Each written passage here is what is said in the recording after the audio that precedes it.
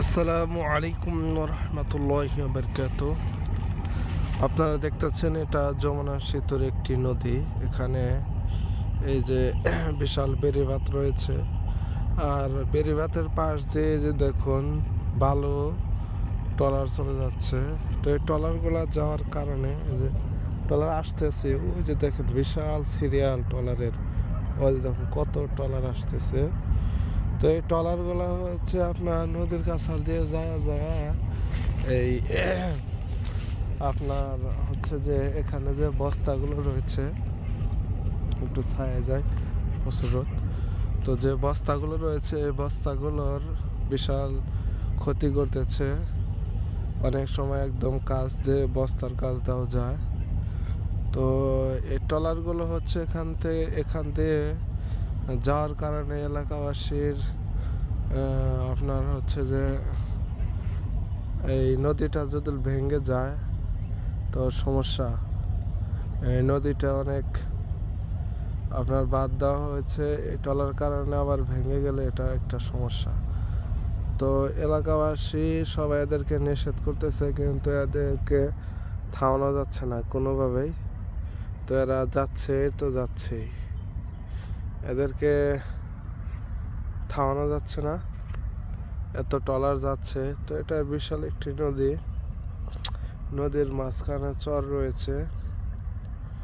আপনার এখন চর উঠে গিয়েছে, কিন্তু নদীটা বিশাল বড় নদী, নদীর ওই মাছ ওপার দেখা যাচ্ছে না। তো এই ট্রলারগুলো কিভাবে প্রশাসনিকভাবে যদি ঠেকে দিত ট্রলারগুলো, তাহলে মনে হয় এলাকাবাসীর ক্ষতিটা কম হতো। বড় বড় ট্রলার যায় বালু নিয়ে, বালু কাটে, এরা বালু নিয়ে আসে কাইটা। তো এরা খুব ক্ষতি করে দেশের। তো এদেরকে কিভাবে ঠেকানো যায় বা নিষেধ করা যায়, এটা প্রশাসনিকভাবে আইনগতভাবে যদি কোনো একটা বন্ধ ব্যবস্থা হতো, আমার মনে হয় ভালো। এই যে ট্রলার যাচ্ছে,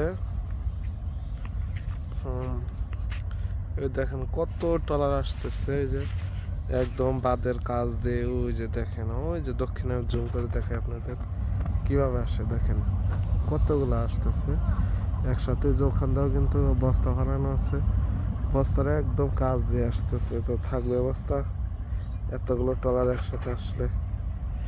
তো এই হচ্ছে অবস্থা। তো আমরা প্রশাসনের কাছে অথবা আপনার হচ্ছে যে এটা আর্জি জানাচ্ছি, কীভাবে এদেরকে ঠেকানো যায়, নিষেধ করা যায়। এদেরকে এইভাবে যদি ট্রলারগুলো যায় তাহলে তো থাকবে না, এই বাঁধগুলো থাকবে না, এই বাঁধগুলো ভেঙে যাবে, এদের ধসে যাবে, এই বাঁধগুলো থাকবে না। তো এই আর কি, সবাই ভালো থাকুন, সুস্থ থাকুন, ভিডিওটি বেশি বেশি শেয়ার করে সহযোগিতা করুন।